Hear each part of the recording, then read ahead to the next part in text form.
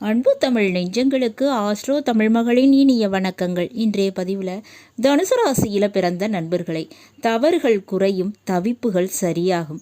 மொத்தத்தில் தலையெழுத்து நிச்சயமாக மாறுங்க. அதுவும் தீபாவளிக்கு முன்னாடி நடக்க போகுது.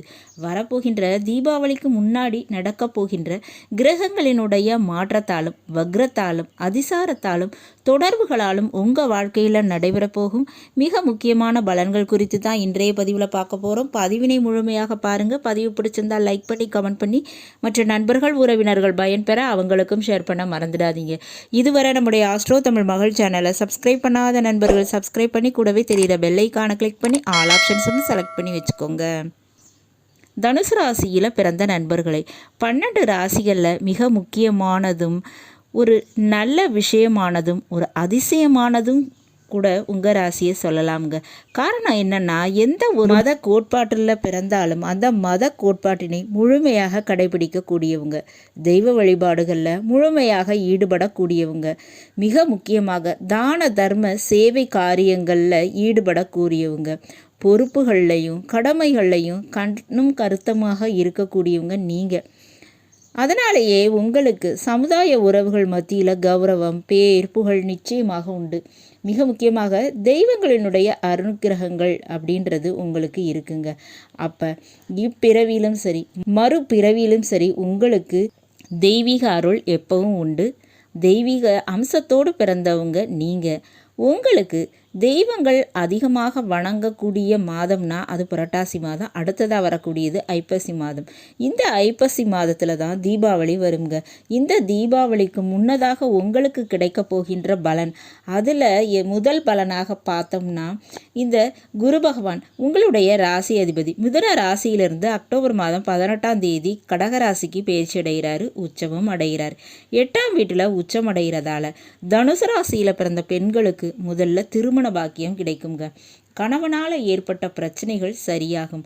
ஆண்களுக்குன்னு பார்த்தோம்னா மறைமுக வழியில் பண வரவும், உங்கள் வாழ்க்கை துணை மூலமாக நீங்கள் எதிர்பார்த்த பண ஆதாயமும் நிச்சயமாக கிடைக்கும்.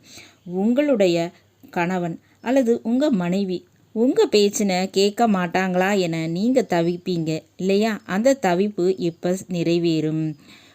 பிரிந்து போன வாழ்க்கை துணை இணைந்து விட மாட்டாங்களா என ஆசைப்பட்ட தவிப்பு இப்போ மறையுங்க.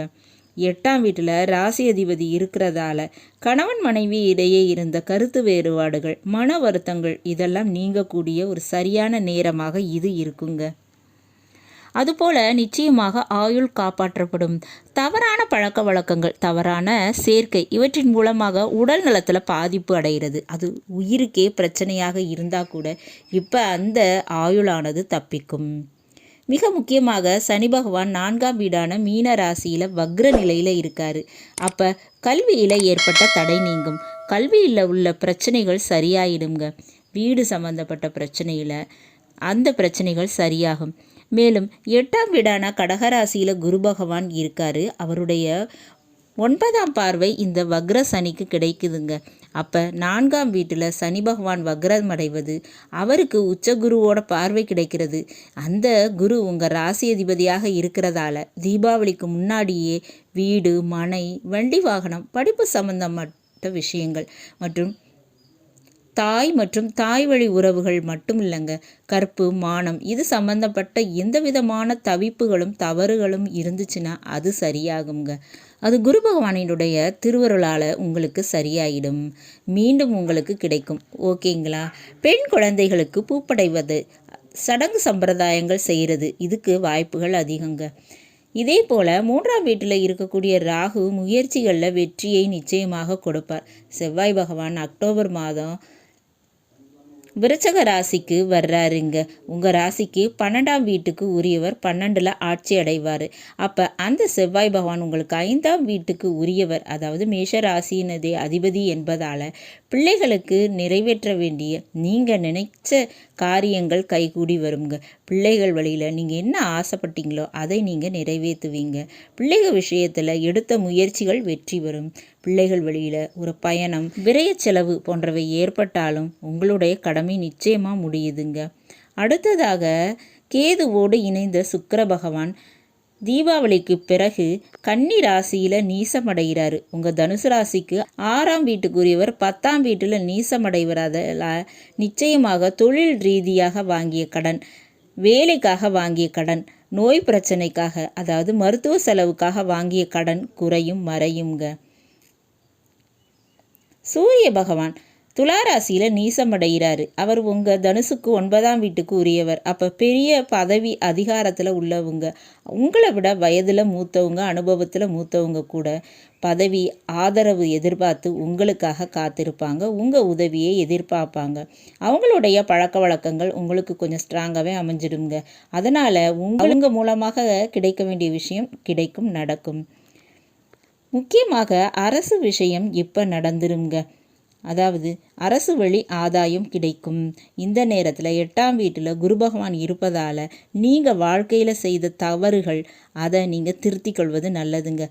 தவறான பழக்க வழக்கங்கள், தவறான பாதையில் இருந்தால் அதை திருத்திக் கொள்வது நல்லது. 8ஆம் வீட்டில் குரு உங்களை பனிஷ் பண்ணக்கூடிய வாய்ப்பு இருக்குங்க. எப்போவுமே நன்மை செய்யக்கூடிய குரு பகவான் நீங்கள் தவறு செய்தால் அந்த தவறிலிருந்து உங்களை மாற்றுவார். அப்போ இதை கவனத்தில் வச்சுக்கோங்க.